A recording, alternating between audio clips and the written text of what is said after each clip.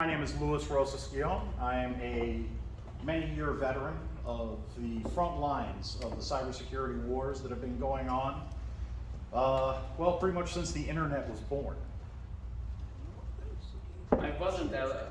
I born after internet created. Yes. So think about the age difference. So my name is Ege. I am working. I am a computer engineer. I'm working as an actual blockchain system architect. But I really like the cybersecurity things as well. It was an old habit and hobby for me. Good old days. So we are going to present cybersecurity awareness training today to actually general things.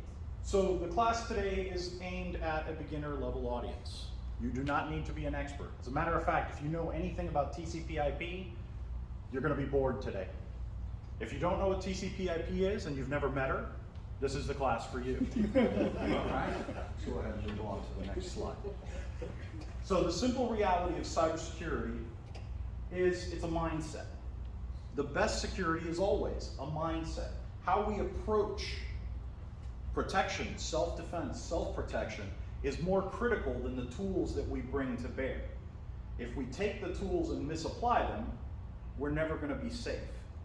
Or as I like to tell my clients, if you can buy a gun because you're afraid, and you can carry a gun, but if you haven't trained how to draw the gun and how to fire the gun in a high-stress situation, you just bought a really expensive security blanket that doesn't help you. If anything, it makes you a target and puts you at risk. So I hope that Ege and our goal is going to be to convey some of the mindset that makes security so important in all of your behavior online. Now the first key and the most important one is to remember, there is no such thing as perfect safety. That is a myth. Anyone who comes to tell you that their software product will guarantee that you will be 100% safe is a liar. It's a liar. No professional doesn't say that. However, we will show you an example of the safest computer in the world in the next slide. The next step is to understand and recognize threats. We're going to get into that in a little bit. Password etiquette. Yes, we're moving into an era of no password security systems. Those are still very new. And you still need good password. But at the end of the day, a good password etiquette is critical in the 90% of the situations where passwords are still important.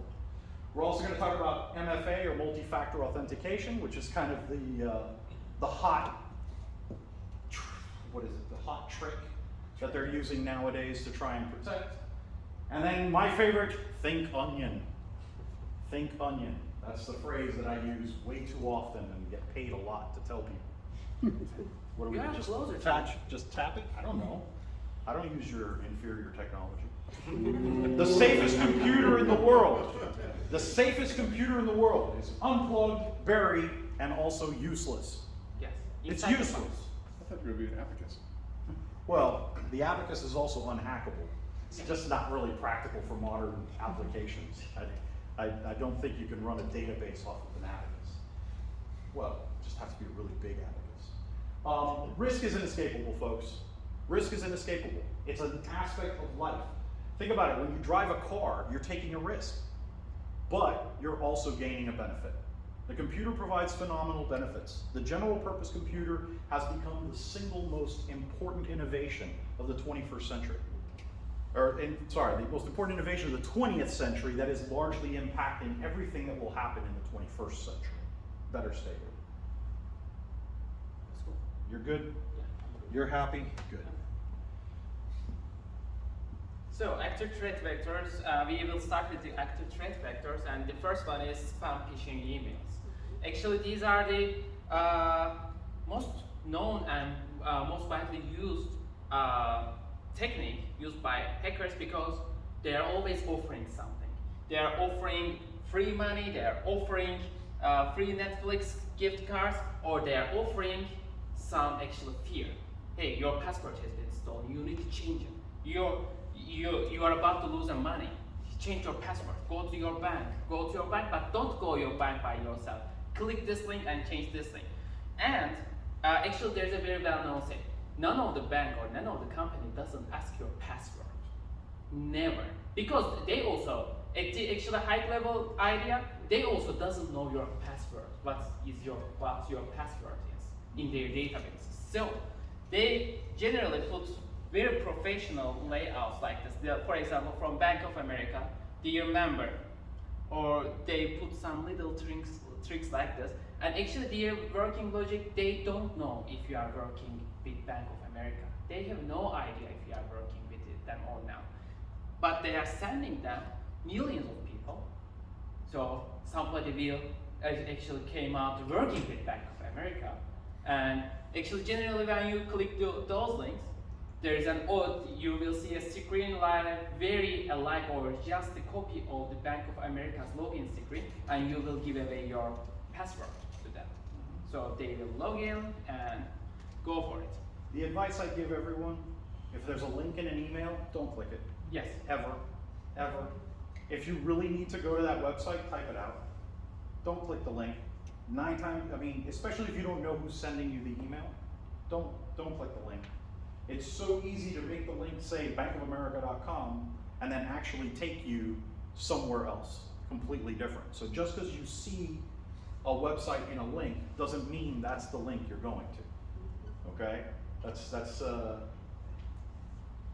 And in addition that's how to they that, get you.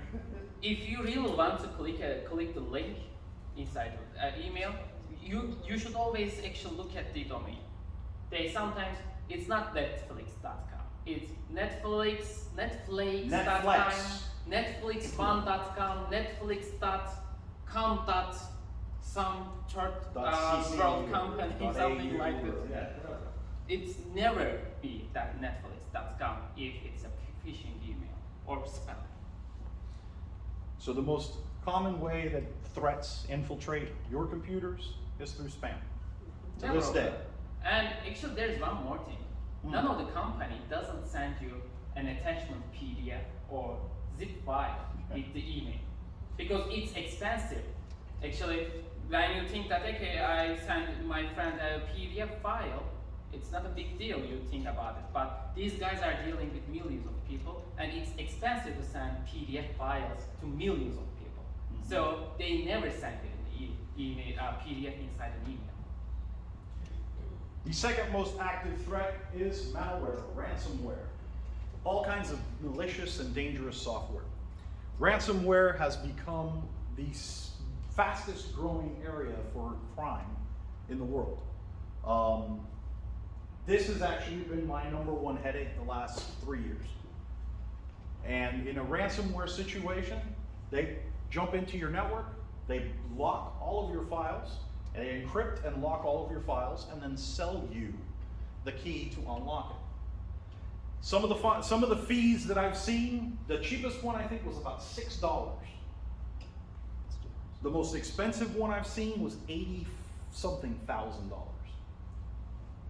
And there is one important thing And about those are low compared. Those are low compared to some of the multi-million-dollar ransomware attacks that have occurred. Actually, it's one of them, and actually, they also put you into actually some pressure because, for example, it says you if you will pay the money in that time, you will pay a small amount of money. If you will pay in this time, you will pay twice of the money. And if you won't pay in some specific time, they are threatening you with deleting all of your files. Because generally, people call me and hey, I'm hacked. I hacked, and what will I do? Do you have any backup? No, so you will pay it. The first line of defense for ransomware is always backup. Yes. Backup, backup, backup. Specifically offline backup, which is another issue, which we can get into. Having an offline backup, literally just a backup that you ran and disconnected from everything, is the safest method you can have. Because we had one ransomware attack that actively destroyed every single backup first, then encrypted the network. That's good. These are also the same guys that just got busted in the beginning of the year. Yeah. Out of Ukraine, if I remember correctly. Yes. The R Evil gang. And actually, these guys never actually catched. This WannaCry, maybe you guys, some of you guys WannaCry is still up. remember from the news. It is when you open your computer, you see this screen. They are asking you to send money, Bitcoin, on this address, and if you won't pay it, all of your files will be deleted. And actually, they took a couple $1 million from United Kingdom Health Ministry. They hacked the whole health ministry and they shut down all of the country's health network. I don't know who put it. Hold on, we got a couple questions. Go ahead. How do you avoid this malware? Understanding the threats and the vectors is a big part of how you avoid it. Again, the behavior is everything. Your behavior is the key. And we're getting into that part in the later part. Yeah. We're just talking about the threats right now. Oh. Yes, sir. It has something to do with, what's your name, sir? I forgot your name. Armando. That's our mom. Basically, that's like prevention, but what if it already happened? So, what steps do you? We will talk about it. We'll but talk about it. But when the truth it is, go into your system, there is no prevention because it happens under a couple seconds. the reality is that it's a lot easier to prevent than it is to repair. Moving on. Ege's favorite now. Yeah, botnets.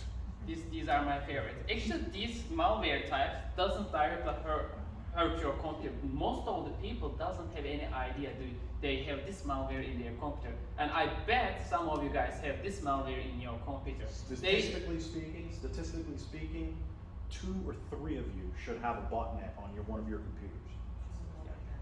Statistically speaking. It definitely here.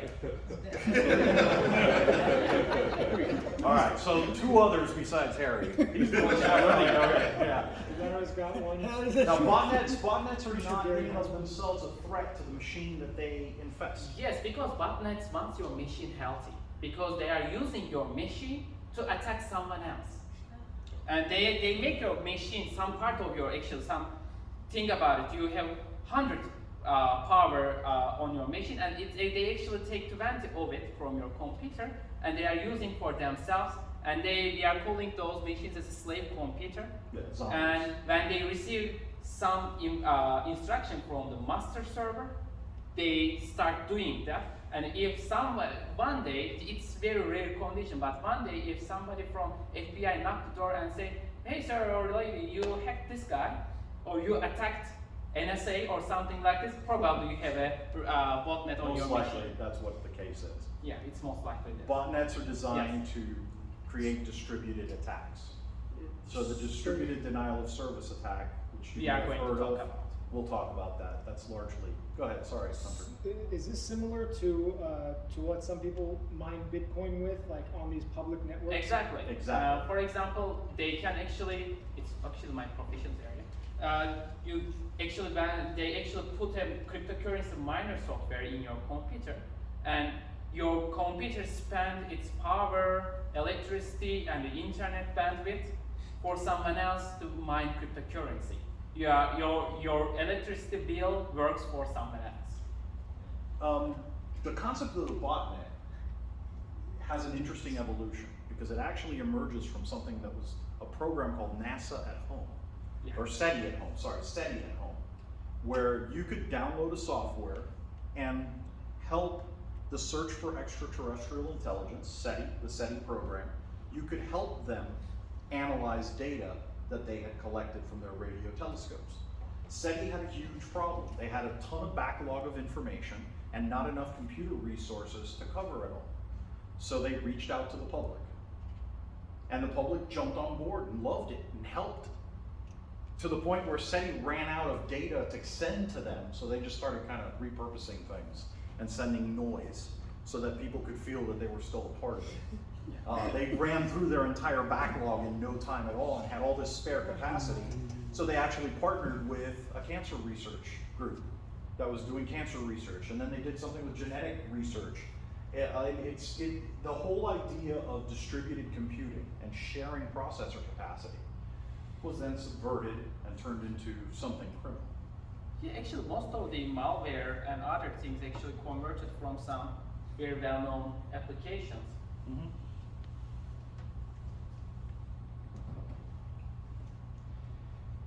These Now, viruses, Trojans, and worms. Oh my. By this point, if you've used a computer, you probably have heard of one of these three. Most people talk about viruses, and that's kind of the catch-all term. But as a doctor has many different names for diseases based on the behavior, we've had to do the same thing. The short version is that it's all malware, meaning it's malicious software. It's bad.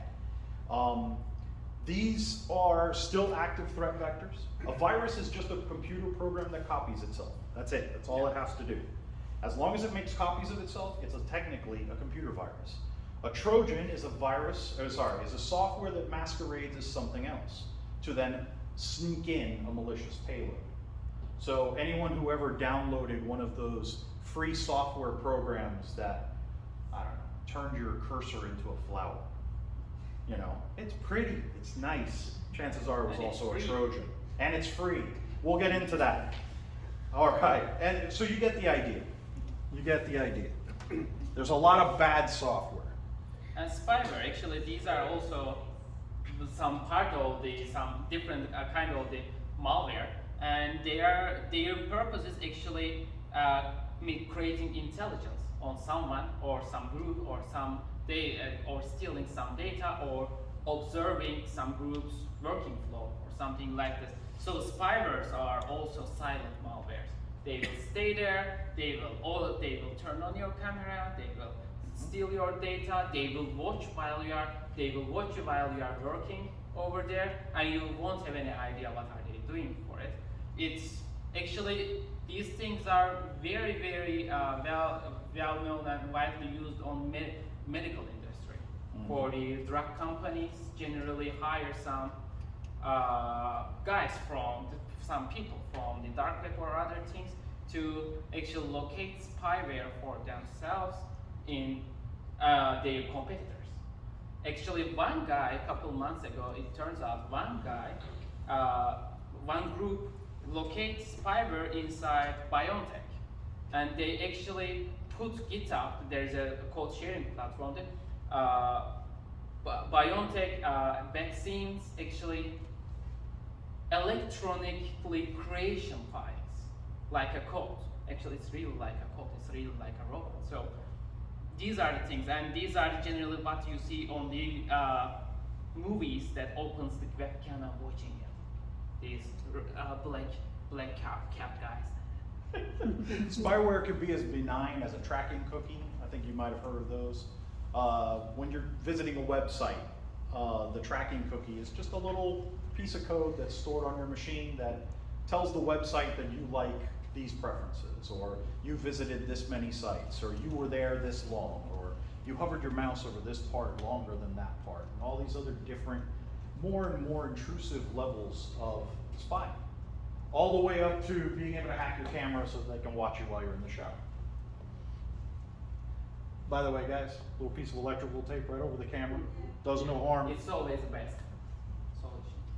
Hey, denial of service attacks. Yay! This is what we were talking about with the botnet. This is the prime use, well, the first real public use of the botnets and how they operate. By establishing and putting this botnet software on, let's say, a couple hundred computers, a couple 100,000 computers, the master computer can then instruct every single one of those websites to visit a website.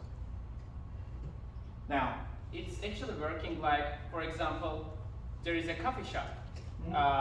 You have a coffee shop and another coffee shop just came into actually just next to you, and you want to make these guys incapable. So you can hire 100 or 200 people for small coffee shop to go to wait in the line, go to the desk, just think about it and say, okay, I won't buy it. It's what they are doing to the web page. So real customers cannot go in there. Right.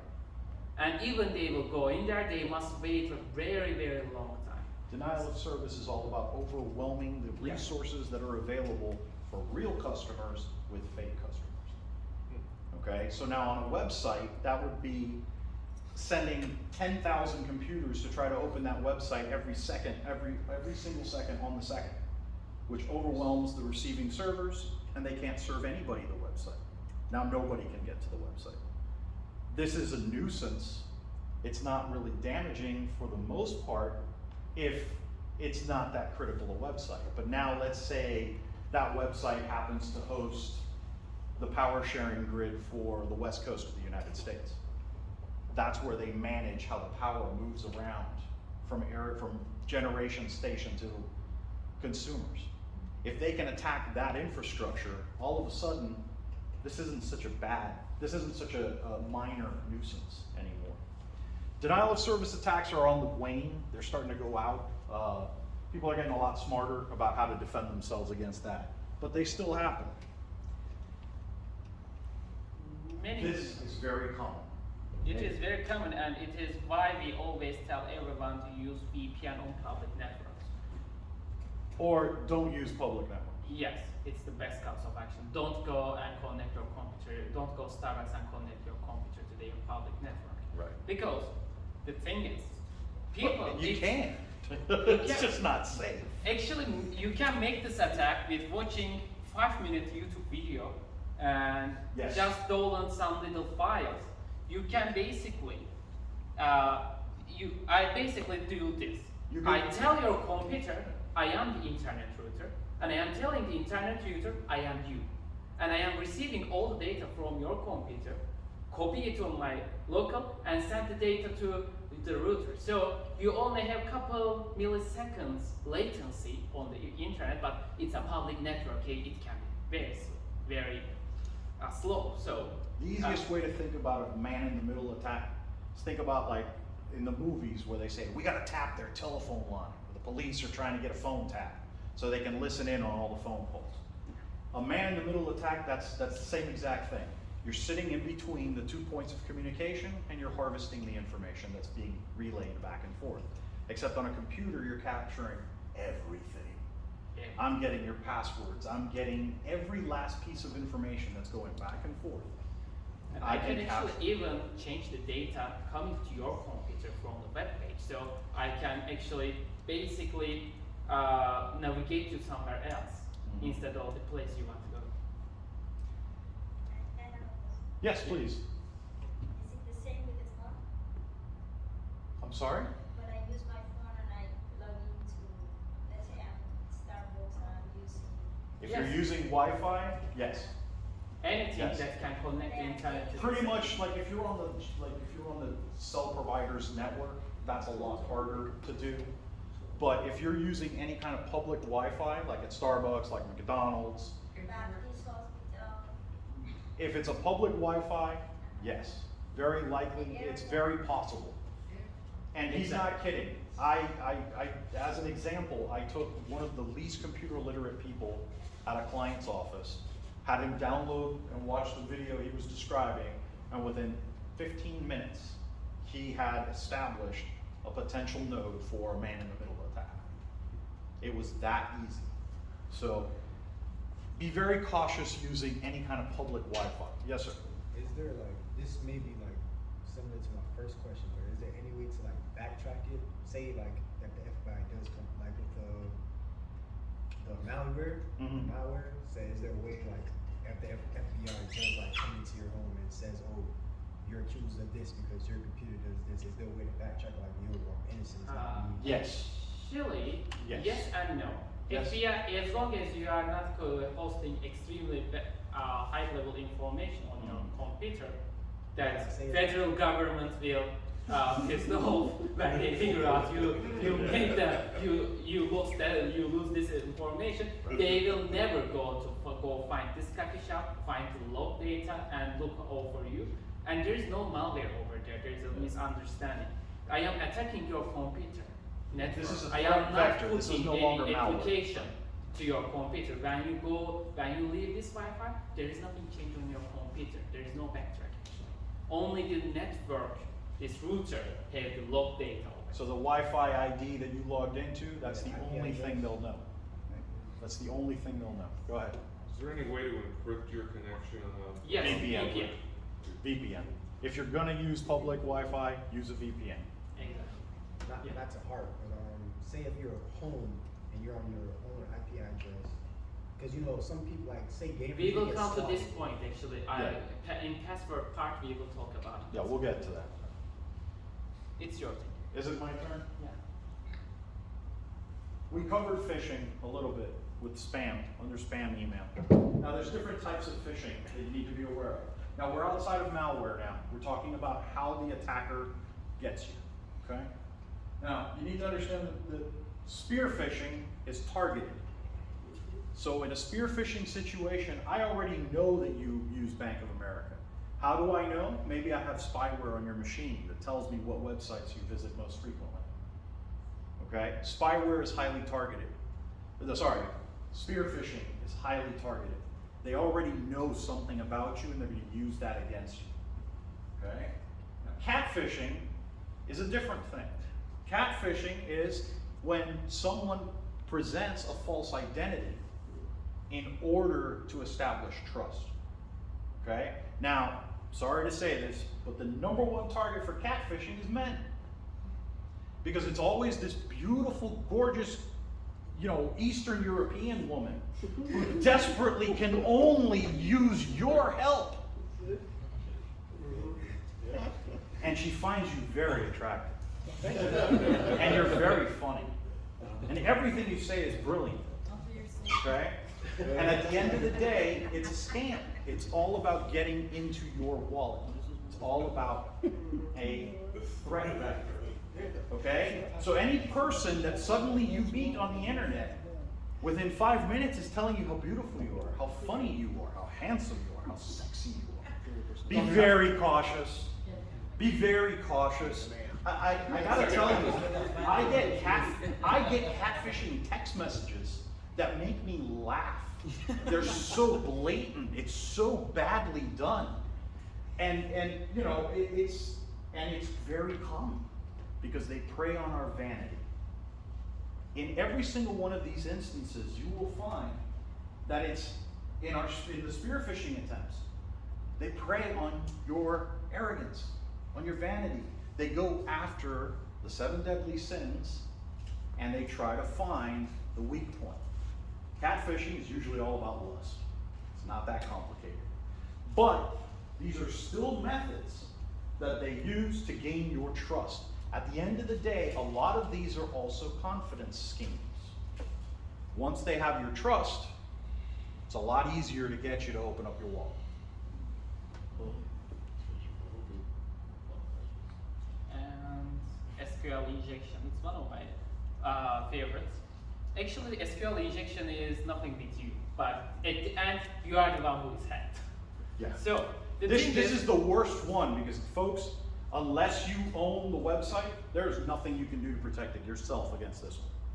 just think about a bank who have no relation with the shape and the color with any real bank.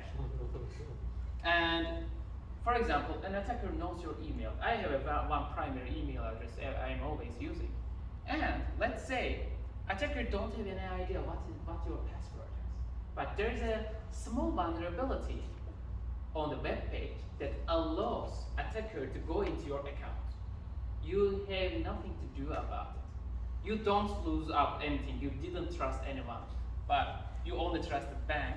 So actually, for the very famous bank a couple years ago, very, very famous American bank, they just needed to write down your email address and write down this thing, dash or 1 equal 1.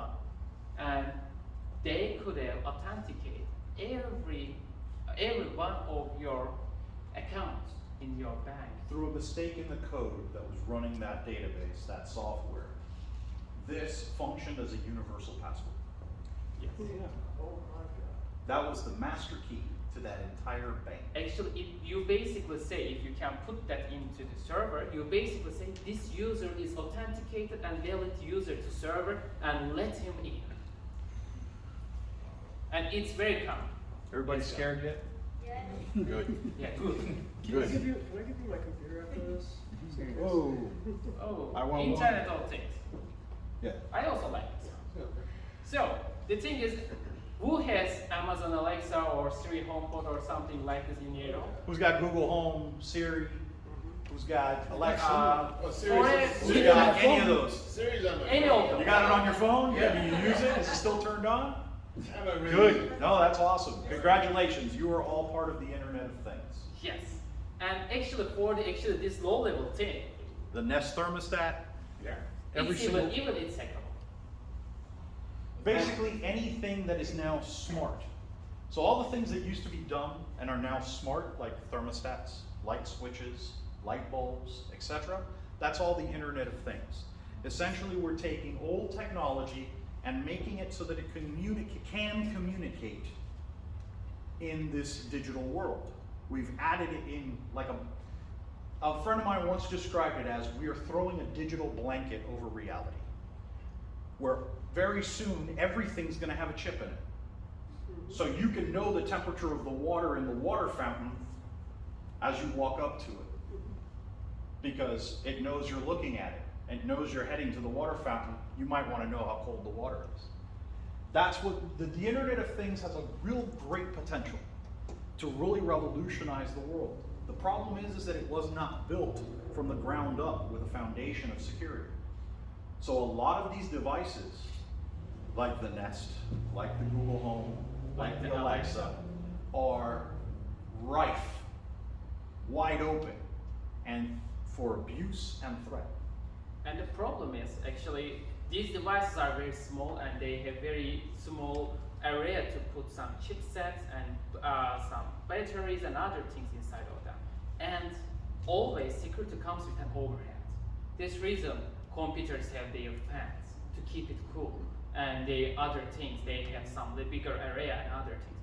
So they basically cannot put a lot of security on those devices because they don't have enough space and enough technology to put both security and actually these high level capacities that communicate with everything. So these things are basically does not come with any security structure inside. There's no baked-in security. And The other danger too, let me say it, the other danger too is he was mentioning chipsets. Just for purposes of economy, nowadays you can buy a chipset that has 5 different functions built into it, right? So it's a compass, it's a gyroscope, it's an accelerometer, and that's one chip that it gives you 3 separate functions. Same way we also have one chip that gives you a camera, a microphone, and a speaker. Now, if I'm building a unit and I don't really need it to have a camera and I don't need it to have a speaker, I just need it to have a microphone so that I can give it voice commands. But the microphone chip doesn't exist. Or it's more expensive than the microphone, camera, speaker. So I just put the microphone, camera, speaker in. Now all of a sudden, the unit that was only designed to have one of 3 functions has 3 functions, but they don't do anything about securing the other 2 because it's not part of their concern. It's not part of their issue.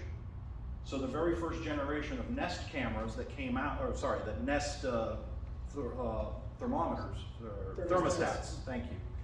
The very first generation of, I think it was the 2nd generation of Nest thermostats. They were designed to be voice activated, but they also had a camera and a speaker. So hackers were able to actually get into the Nest thermostat and prove that they could actually observe everything that was going on in a room through the thermostat, because they never even thought to protect against it. Because who would look for a camera in a thermostat? And yet it was there. And actually the other things about another example is that our cars.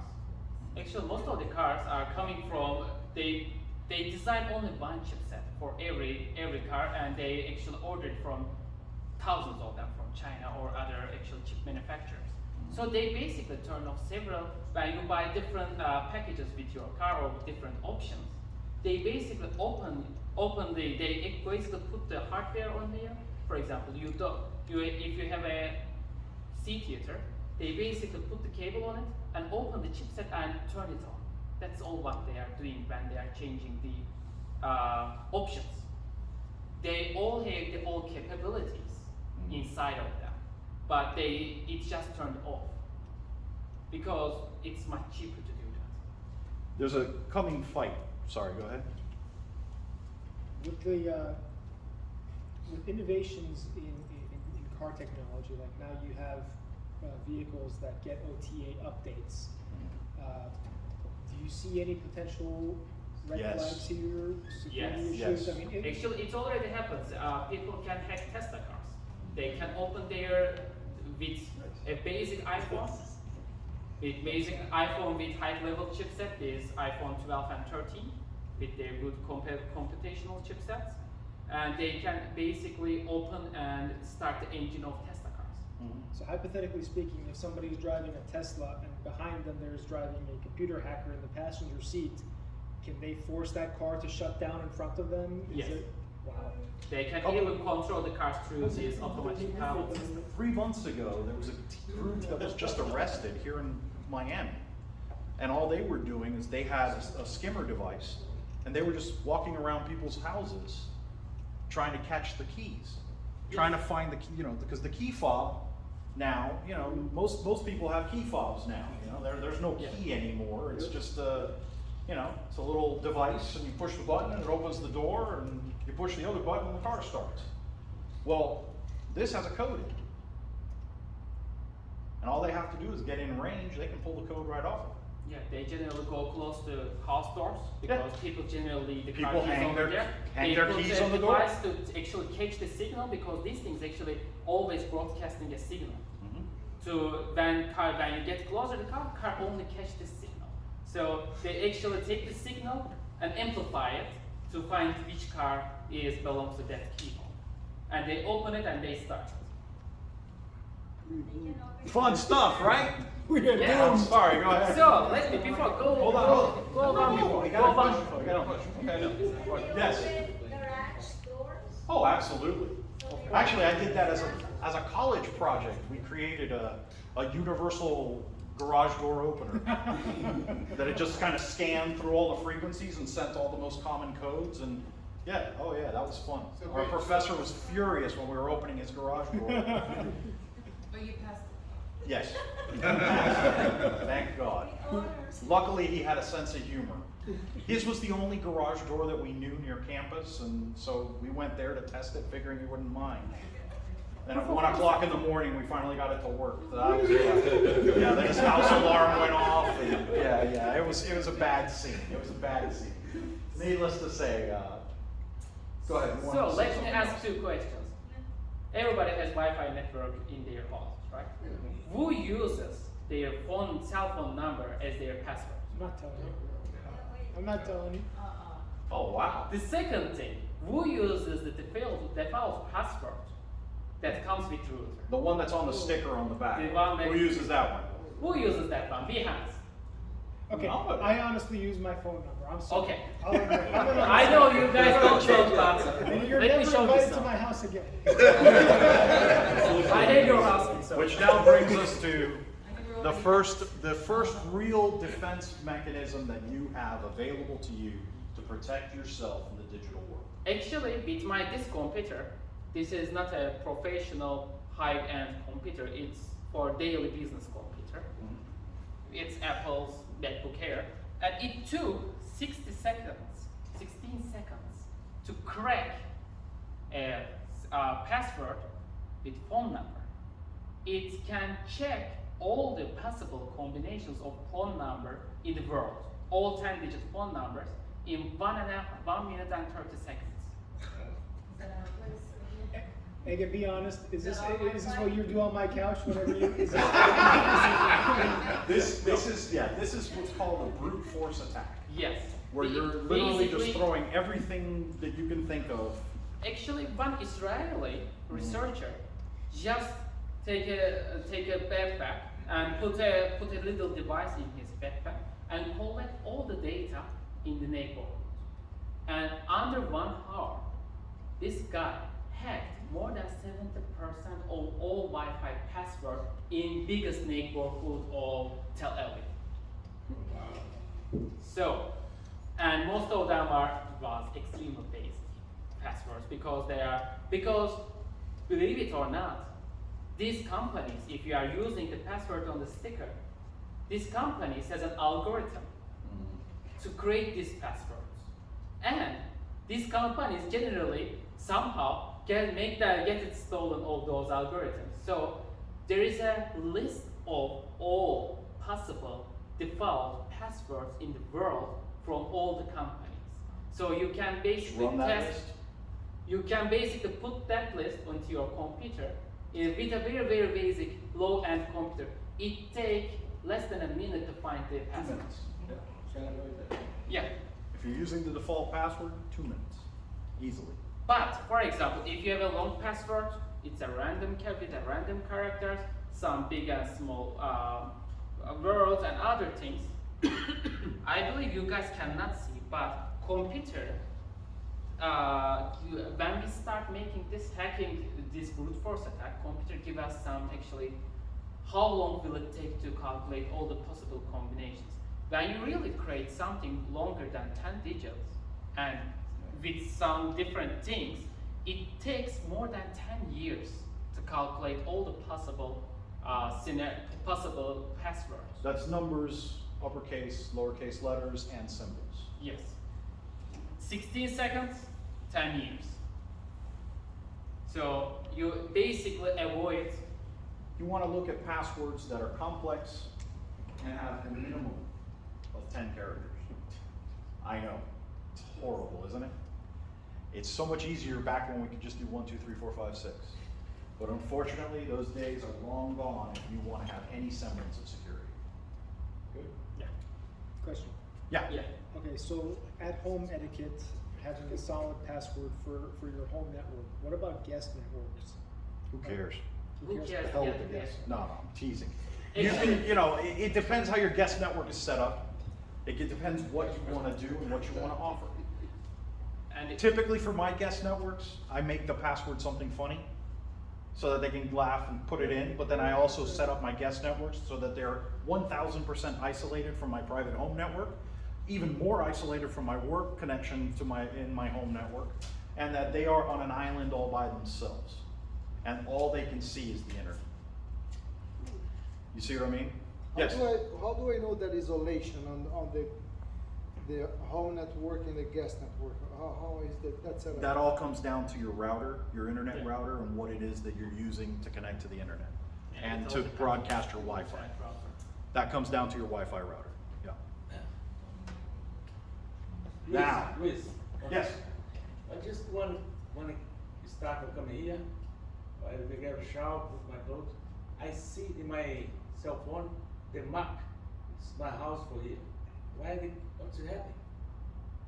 Oh, chances are, if you have modern phones use a lot of rudimentary machine learning to pay attention, to look at your schedule, to map your patterns, and then they start giving you information ahead of time based on your behavior. we actually So if you had it in your calendar that you wanted to come here for this tonight, that's the easiest path that it would use. But your phone is always know where you are on the map. So Yeah. generally on Thursdays evenings Right. you are here. So If you're here when on you leave Thursdays, the home, it's and when you are going to your car, it's Right. probably you are coming here. And when you connect your phone to your car, it Right. means that you are inside of your car, and it says, okay, this guy goes to this. oh, okay, location. it's Thursday, it's 6:30, he's going to the lodge, let's give him a minute. Right. Is it like cookies, right? We're Is good. it almost the same thing as like you can go somewhere, all of a sudden you look at a Facebook or something that says, oh yeah, Ed was over here. Like, I didn't say nothing. It's telling everybody where you're at. That's typically a setting that you have in your Facebook that's letting it broadcast where you are. Right. Yeah, guys, like one of the last things you're gonna see on this is my opinion on social media, and I'll give you a preview on it. I It's the prepared devil. the presentation, so you guys will see my Yeah. opinion. Avoid social media. Let's move on, Yeah. because the bar is gonna close and I'm hungry. Multi-factor authentication. This is the new hot technology that everybody's saying is gonna make the world safer, you know, for the American way and Christianity and all that stuff. And I don't know if that's true, but it is better than nothing. Anyone who has to get a text message in order to get into an account, you are powered by multi-factor authentication. If you need an app on your phone that gives you a code to get into the website after you've put in your username and password, congratulations, you're using multi-factor authentication. So it basically only your password and username doesn't enough for authenticating. You need to prove that you are you. You have a third, right, there's another way to authenticate that it is you who is trying to get in, or at least someone who has your phone. And again, nobody asks the password or the code that comes to your phone Right. in while we are talking with some company. To- Short version, if your website, if your bank, whatever, if it offers MFA, use it. Yeah. Turn it on and connect to it. Yes. Yeah, like that authentication. Today I got like I did a wire transfer and they put it on hold and I received a call. There was an interview from the bank with all questions to identify me, but the question was questions that are only me should know, right? So what's my Mother's maiden name. things like Last that. 4 digits of your social security. Exactly, Yeah. and there was something different. But it was not one answer that had to be correct. They all had All to be have to correct. be, yes. Yeah. And Same concept. they give you like trick questions Yes. and some like 5 options. That's none of them. So you have to. They don't know. Oh That's yeah. not me. They'll ask you sometimes like, what are your last 4 transactions? Yeah. Add up the weirdest one I ever saw was add the last 4 transactions that were under like $100. That was bizarre. Yeah, that took me longer to find Yeah. the answer. One question is you have to sum the last 2 digits of your driver license. Yeah, there you go. Yeah, kind of. Only you know. Well, that's also to trick robots, software robots that might be trying to beat the system. Yeah. So, all right, now we get to onions. Now, every single thing that we've talked about here for protection strategies, if you have any foundation in any kind of security, doesn't matter. It's all the same. If you've ever studied or even thought about security, every single instructor will tell you the same thing. Layer your defenses. It's not enough to just have a good lock on the door. Have a chain, have a deadbolt, have a dog, have a burglar alarm. No one of those things is going to stop the thief. But all of them together is going to make it so difficult that the thief's going to go look for an easier target. At the end of the day, most crime is opportunistic. Okay? If I'm a thief and there's 4 guys walking together versus 1 person walking alone, I'm not going to rob the 4 guys. I'm going to rob the person alone. Even though technically I should be able to make 4 times as much from 4 people. But the threat level that 4 people pose is significantly higher. I can only shoot 1 bullet at a time. Right? Unless I'm robbing people with a machine gun, in which case, you know, now I'm some kind of, I don't know, Sudanese warlord, and that's a different element altogether. The point is that when it comes to your personal security and your cybersecurity, use the same philosophy. Think about creating layers of protection, okay? Digital safety is no different than real life safety, right? You know, you want to avoid bad neighborhoods. Your mom taught you that, right? Avoid bad people. Mom definitely taught me that. I ignored her, but you know what I'm saying? And obviously no unsafe sex. As weird as it sounds, every time your computer connects to another computer, there's some, you know, there's some sexual activity going on a purely digital sense, right? Because there's an exchange between the two. Each machine has to exchange a certain amount of information back and forth. That in itself can be dangerous. So don't engage in unsafe computer settings. People always giggle and get very uncomfortable during that part of the talk. But the next thing is run routine malware scans. If you don't have antivirus software on your computer, chances are you're wrong. If you think you don't have antivirus on your computer, you're wrong. If you have any kind of modern operating system, it comes with built-in antivirus. Run it. Pay attention to the results. The one that comes baked into Windows is actually considered really highly. It's very well respected. Well, as far as anything Microsoft does can be respected. Definitely. The other way they nail you is patches and updates.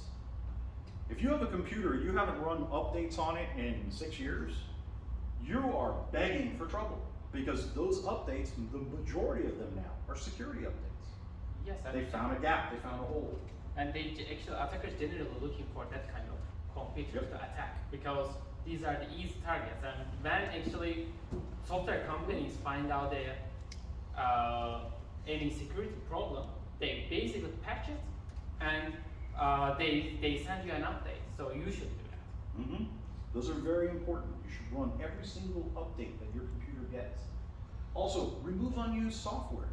If you have a software that's on your machine that maybe you might need it again because you needed it once 2 years ago but you haven't looked at, get rid of it. Get rid of it. You're just creating an opportunity for a crook to attack. If you really need that software, you can always get it again. Now, if this is a software that costs you $10,000, hopefully you still have the installer somewhere.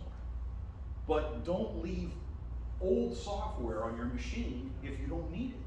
Yeah.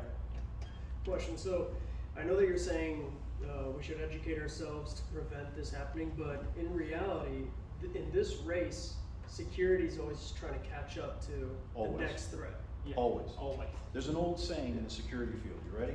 It's very simple. It says this: the bullet maker can fail 1,000 times. The armor maker can only fail once. If I make defenses, I can have the greatest defenses in the world, but they fail once, and I have to disappear, change my name, create a new company, change the company name. Ask SolarWinds. SolarWinds got hacked. Where's SolarWinds today? Anybody seen SolarWinds lately? I have. They're called Enable now. They changed their name.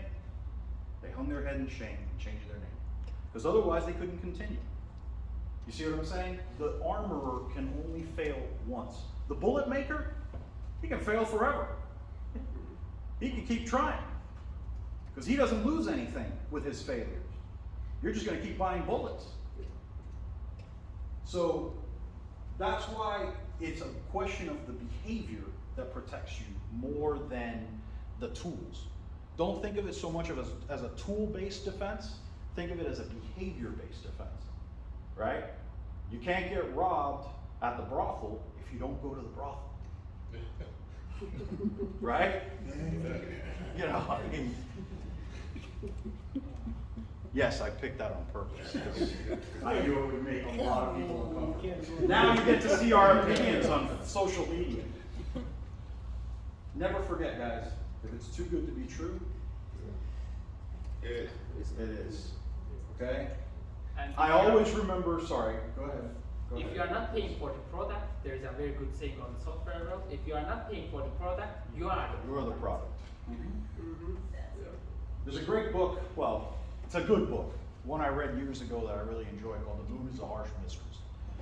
And the one thing that stuck with me is the motto of the moon, of the Lunar Society in that book, which is, there ain't no such thing as a free lunch. And that keeps coming back over and over again in the story.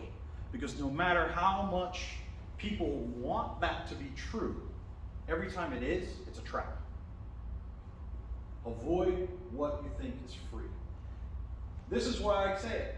Facebook and social media are big brother. If the CIA came to you and said, I've got this great software, all you gotta do is give me your name, your address, your birthday, the names of your family members, your wife, your spouse, the day you got married, give us photos of all your family and all your kids, tell us who your friends are, let us know who everybody is, and then upload pictures of them too, and we'll let you use it for free. If the CIA had done that, you would have told them to go fly a kite. But Facebook does it, and everybody's like, yeah, I get to see pictures of the grandkids. Okay? Remember that those companies are not there to be your friend. They're not there to help you live a better life in a socially engaged and connected world. No, they're there to sell you advertisement. And the best way they can do that is by knowing everything about you. Eddie likes long walks on the beach, riding his bicycle in the rain, and women that bring him bottles of whiskey. Yes. Okay? So now what's he going to get? He's going to get advertisements for bicycles, advertisements for whiskey, advertisements for anything and everything. And as we learned, they can also socially engineer and manipulate you through the content they send you.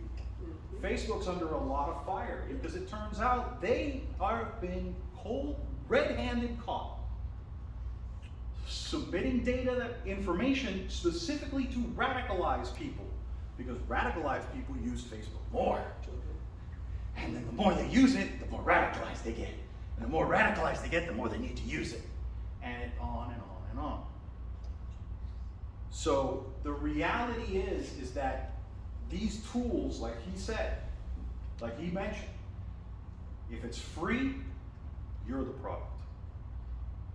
So be And very people cautious. are really paying for those products. I can assure you, other big companies really paying for your data, and these companies can very easily create your pattern. Every one of us has our unique patterns, but it's not uncreatable. They can actually duplicate our pattern, and they even actually observe what kind of actual reaction we are going to give to some contents we are going to see. And they can predict it with insane accuracy. Yes. Facebook, one of the data scientists at Facebook announced to the world, and Facebook fired her for it, announced to the world that based just on the data you input and the interactions you have, they can tell with 98% certainty whether you're gay or not. Now, in the United States, not that big a deal, but in Uganda, that's a death sentence. And actually, in front of my friend, actually had an interview with Google, and they asked for his actual data set's accuracy, and when he said 92.9% true positive rate, they say it's too low. 92% is not okay with those guys when they are predicting the people. Yeah, 92% accuracy predicting your future behavior is not good enough for Just Google. pass this part video. Yeah. Yeah, we're done. We're done. Okay, so Just it's- recognize the threats. Just one more little thing. In the end, the thing is, think and acting smart is always the most important thing. The thing is, you can avoid most of the bad actors by just putting this layering protection, keeping your environment safe. You just need to put 10 minutes a day to do that. And it's very important part of our lifestyle. So you can actually just invest 10 minutes of your every day of your life without any problem. But there is no need to be paranoid if you are not an international spy or you are working for very, very high level military things. And if you are working as in these positions, they are providing you what you are going to need. I can say that. And if a party who has a real resources like government, American government, they have The NSA NSA wants for your that. information. They basically have NSA for that. They build NSA for that. Want and need to reach your data, there are very useful tools instead of making these complex hacking things, because hacking is expensive. For example, if you will use why Apple has an actually security team, because they are paying hackers almost $1 million if they will find any vulnerability on Apple phones. So hackers don't go and bother themselves to sell this on dark market. They just go to Apple and take their clean money. They won't need to launder this money. So actually hacking an Apple device costs government $1 million because they get rid of this vulnerability. And Apple will definitely figure it out and patch it at the end.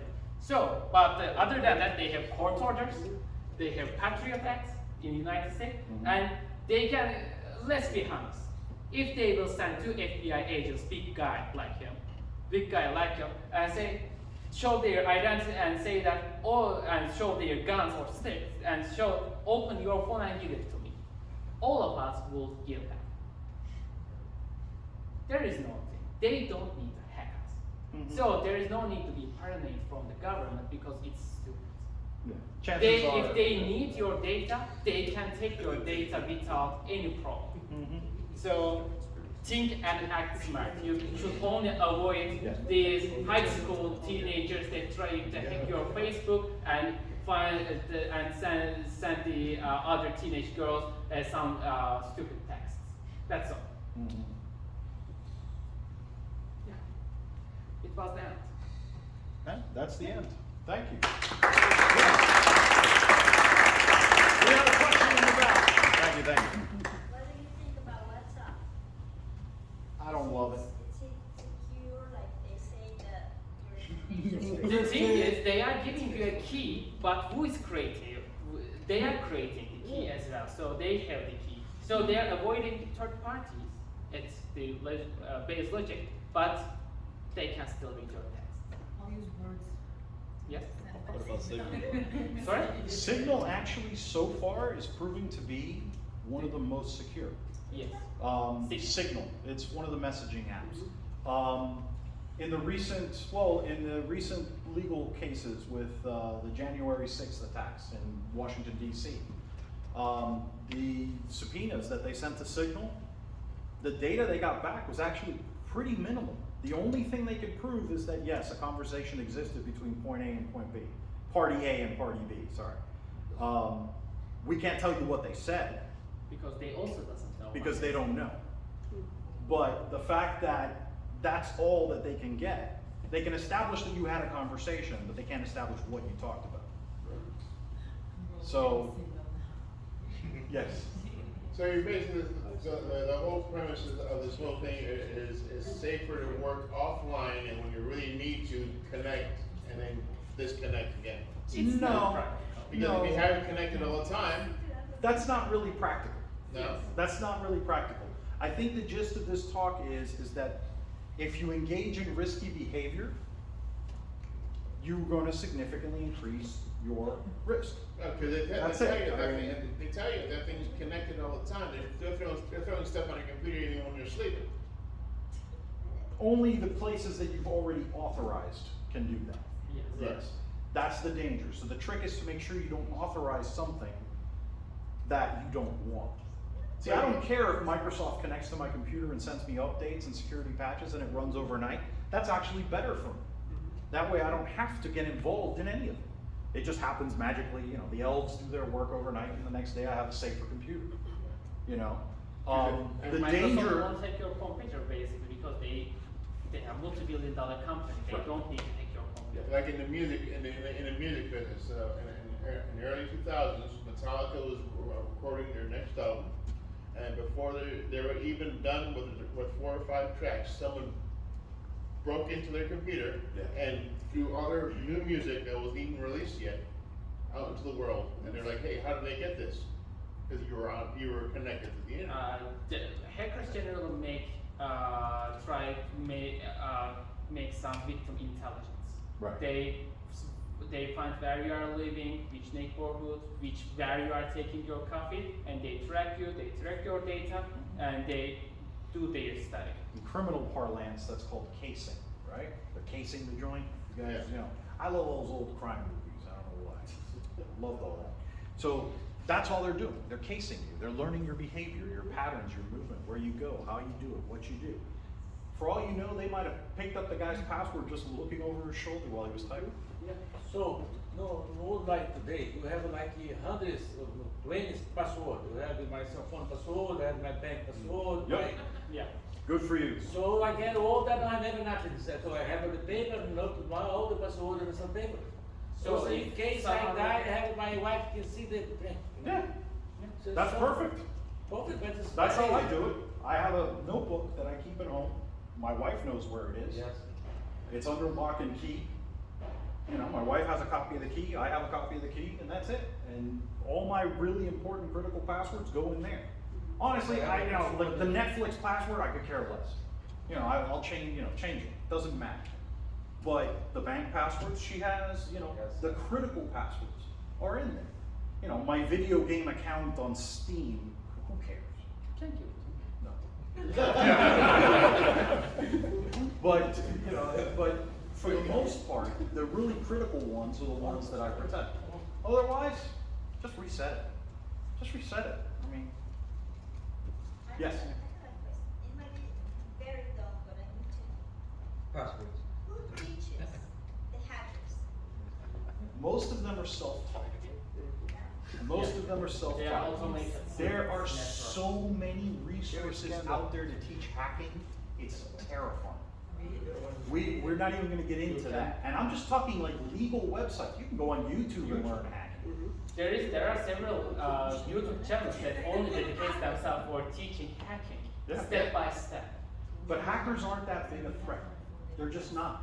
Hackers are going after big targets. Yes. Are you a big target? I mean, I don't consider myself a big target. I don't think I have a bank account that's worth hacking. Yeah. You know, the amount of time and resources that would be required are just not realistic. Yeah, go ahead. Would an organization like a Masonic Lodge be a target? The actual list of the members in Turkey has been hacked and Yeah. released. So Mailing it's lists might be- valuable data. And it was an SQL injection attack. Any other questions? Comment. Yes. You guys did a great duo job at presenting this together. It was awesome.